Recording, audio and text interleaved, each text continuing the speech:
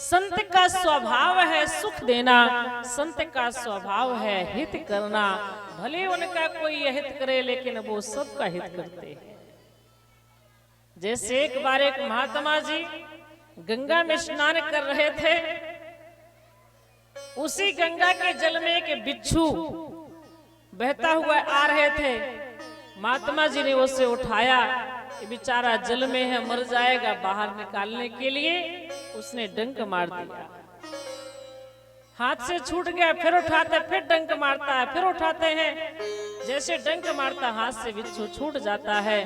किसी ने कहा ये तो इसका स्वभाव है काटना, आप बार बार बिच्छू क्यों पकड़ रहे हैं, आप इसे छोड़ दीजिए। संत ने कहा जब वो जीव होकर के, जंतु होकर के, थोड़ा सा जीव जंतु होकर के अपना स्वभाव नहीं छोड़ रहा है, तो मैं संत होकर के अपना स्वभाव कैसे छोड़ दूं, मैं उसे कैसे ना बचाऊं।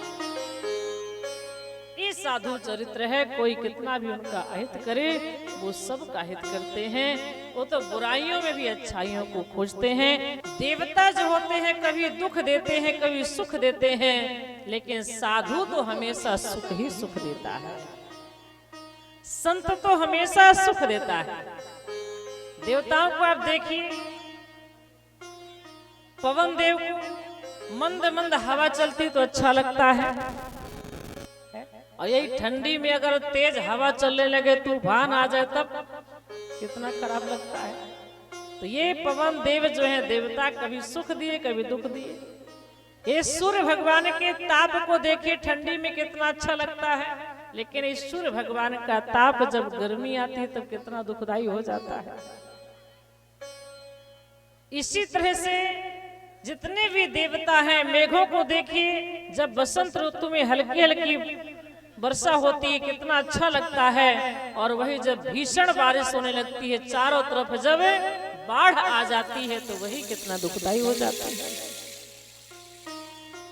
तो ये देवताओं का जो काम है, जो देवता हैं, ये कभी सुख देते हैं कभी दुख देते हैं। सुखदेव जी कहते हैं, भूता नाम देव चरितम दुखाय च सुखाय च।